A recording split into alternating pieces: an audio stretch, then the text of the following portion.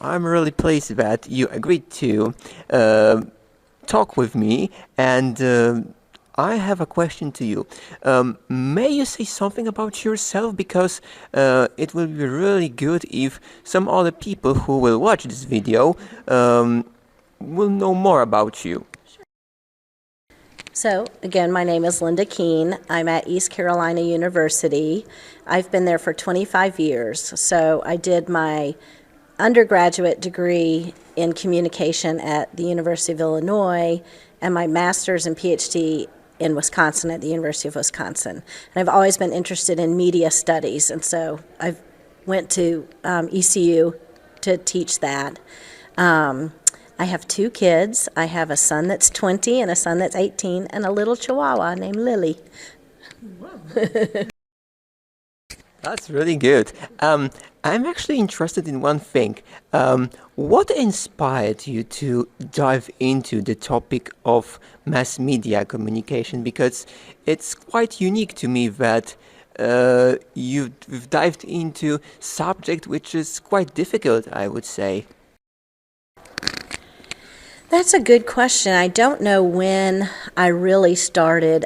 So when I went to college, I was a journalism student, and I didn't end up working in journalism. It was very hard to find a job. But I've always just been interested in what are the images. And, I would see things and think, I don't know if that's true, or I'm not like that. And so I just wanted to learn more about it. And so the more I studied it, the more interested I became.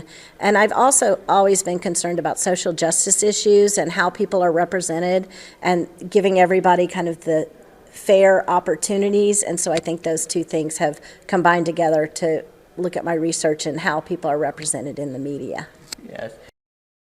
What about people's awareness about mass communication? Because I think that it's actually true that mass media can be very influential when it comes to people's choices. So what about people's awareness of social media or mass communication like television, maybe newspapers or something like that? Well, there's so many answers to that question. So I think in some ways people are aware. So 30 years ago, people would say, oh, television is terrible. It has all these negative messages. Now it's about social media. There's all these negative messages. But what I would say is media always can be used for good or evil, right? And so one thing is we need to be aware, and to think about the messages. I always use the example that when my kids were younger and YouTube was new, I would say, oh my gosh, you're watching this silly stuff. But then they would come up with something super interesting about the history of, glass blowing. And I would say, where did you learn that? And they would say YouTube. And so I think we have to look at what the media content is. And some of it is good, and some of it's less good, but we just have to be smart media consumers and talk to our children, our friends, and students and other people about, just be aware of what the content is. And that will negate a lot of the negative impact, as if we just question it and say, I don't know, is that true? And then we could also enjoy it and learn from it as well. Yes, I think that the opinion about media changed because now I think it's my personal view that people, especially young people, spend more time on TikTok, for example, YouTube, etc. I think that the view of television also has changed, especially young people's view, because I actually do not like watch TV. It's for me, it's like disgusting sometimes. But my parents like. That's really strange to me. It's like two paths of our views.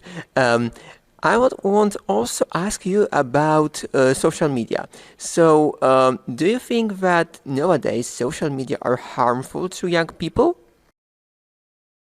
Okay, so I'll talk about that second part first. I do think social media can be harmful in the sense that it's almost like I was talking about in terms of the media, the television image, but just more.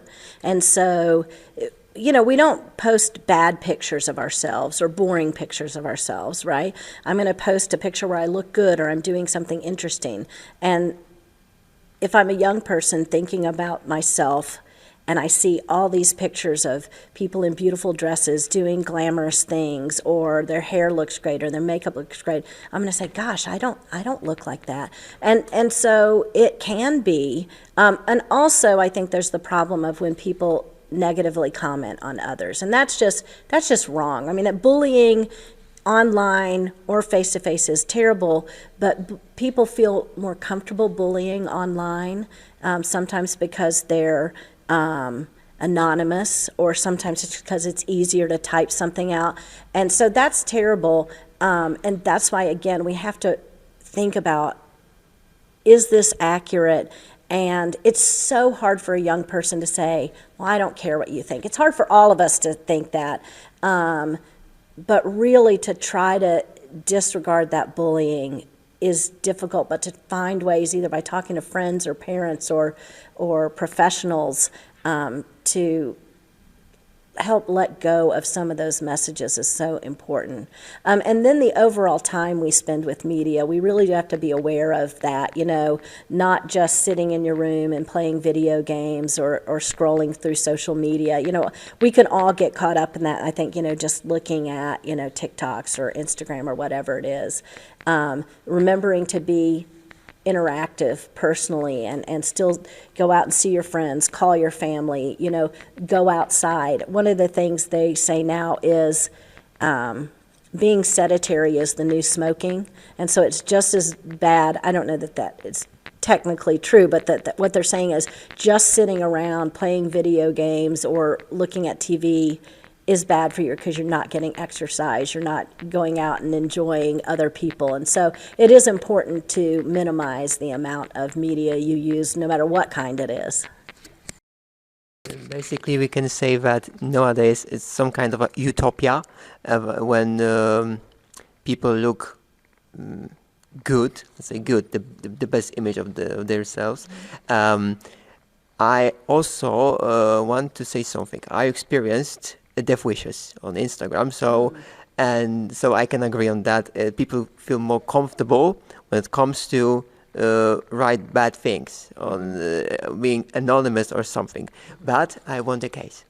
Oh, good. Okay, so I actually smashed this guy, but smashed. Okay. All right. What about food? Food media or something like this, because you're also interested in this subject, and you talked about fast food. And I have to say something. I had a period of my in my lifetime that I was let's say addicted to fast food, kebab basically, and I actually had problems with my health. So yeah, for 4 or 5 months, I've been eating kebabs or something. And it was really weird for me, but I actually was in that loop, let's say, and. But I actually quit eating kebabs.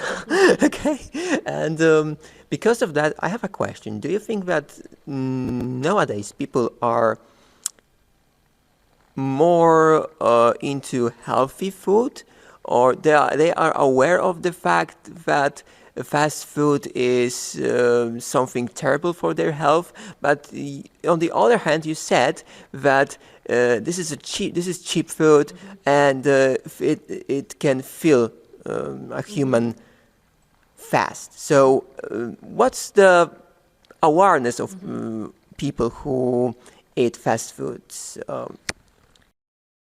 Well, that is a very complex issue, right? And so I can talk a little bit about that, but I'm really the media scholar, right? So, but I would say there's a lot of reasons why people choose fast food, right? It's fast. And so when people are going to school, going to soccer practice, going to, their job, it's easy, it's everywhere, it's inexpensive, and it tastes good, and so we choose it. But the other thing that's also good is there are now more options for healthy foods too. I think that can be fast. And so, for instance, in the U.S., there's a lot of deliver right to your home foods that are already prepared that can be healthy.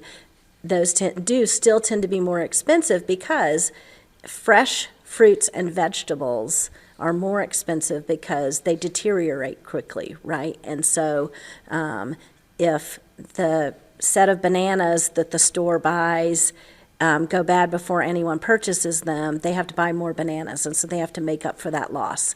And so it's a complex issue, so I think that there's healthy food options. There's a lot of unhealthy food options, but again, it's about education. And some people are learning about it, but we need to continue to talk about it in school, I think to kids about what is healthy, and that can. So yeah, so I think that fast food is actually impossible to avoid that, but we can be aware of the fact that this is not good for our health.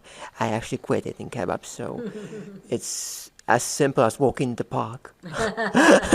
Okay, good. Okay, I've got a last question to you. Can you share a small insight into your recent academic work? Well, again, I'm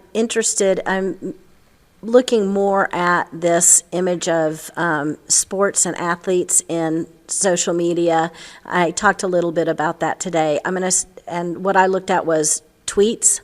Now I'm going to look at the images associated with those tweets. So we just looked at the language, and now we're going to look at the images. But I'm also just interested in what is the content of social media, right? And so since I started my research 30 years ago, I was looking a lot at television and magazines, and now I'm ready to look more at the content of social media, and I'm not sure really where that's going to go yet, and so I'm open to opportunities. So thank you again for this interview. I think that people who will watch this video will find it valuable, and again, thank you for that. Thank you very much. Thank you very much.